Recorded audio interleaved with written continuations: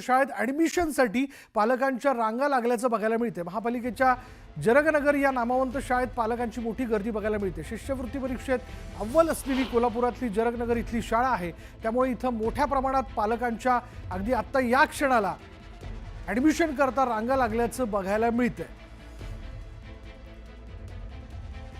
कोल्हापूरच्या महानगरपालिकेच्या शाळेत ॲडमिशनसाठी पालकांनी आता रात्रीपासूनच रांगा लावलेल्या आहेत आणि किती मोठ्या संख्येने पालक एका पाठोपाठ एक बसल्याचं आपण बघू शकतो। महापालिकेच्या शाळेत ॲडमिशनसाठी म्हणून पालक तसे पुढे येत नाहीत, पण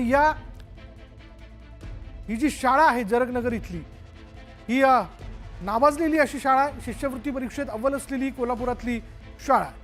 अधिक तपशील आपण जाणून घेणार आहोत। आमचे प्रतिनिधी ज्ञानेश्वर साळुखे आपल्याबरोबर आहेत।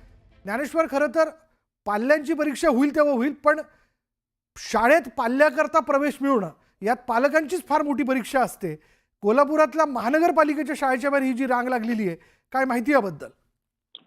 एका बाजूला खासगी शाळांच्या मध्ये पालकांची गर्दी होत असताना आणि तिची मांदी असताना दुसऱ्या बाजूला सरकारी शाळेमधली ही गर्दी आहे ती सुखद धक्का देऊन जाणार आहे।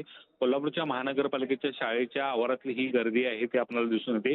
गुढीपाडव्याच्या शुभमुहूर्तावर अनेक जण आपल्या पाल्याचा पहिलीचा प्रवेश आहे तो निश्चित करतात आणि ही जरगनगर मधली शाळा आहे। या शाळेची अनेक विद्यार्थी आहेत ते शिष्यवृत्ती परीक्षेमध्ये राज्यात झळकतात। अनेक अधिकाऱ्यांची मुलं या शाळेमध्ये शिकतात आणि या महानगरपालिकेच्या सरकारी शाळेमधली ही जी गर्दी आहे ती पालकांची आपण पाहायला गेलं तर अद्याप ही म्हणजे आता 10 वाजून गेले तरी ही गर्दी हाटेना झालेली। पालकांनी मोठ्या प्रमाणात या ठिकाणी म्हणजे आदल्या दिवशीपासूनच आहे ते ऍडमिशनसाठी रांगा लावल्याचं दृश्य आहे ते पाहायला मिळते। खरं तर हे जिल्हा परिषदेच्या किंवा सरकारी शाळा ज्या आहेत महानगरपालिकेच्या शाळांमधले असं दृश्य कधीच क्वचितच आहे ते आपल्याला आणि कधीतरीच असे ते बघायला मिळते। मात्र कोल्हापूर महानगरपालिकेच्या या शाळांमधले हे दृश्य पाहून आहे ते पालक मोठ्या संख्येने या शाळेमध्ये ऍडमिशन करण्यासाठी मुलांच्यासाठी आहे ते रात्रभर रांगेत राहिल्याचं पाहायला मिळते। खरं तर आज दुपारपासूनच आहे ते या शाळेच्या परिसरामध्ये गर्दी आहे ती पालकांची वाढू लागली होती। आता पाहायला गेलं तर या ठिकाणचे शिक्षक आहेत ते आता या शाळेमध्ये दाखल झालेले आहेत आणि पालकांना टोकन देऊन परत पाठवण्याचा निर्णय आहे जो त्यांनी घेतलेला आहे।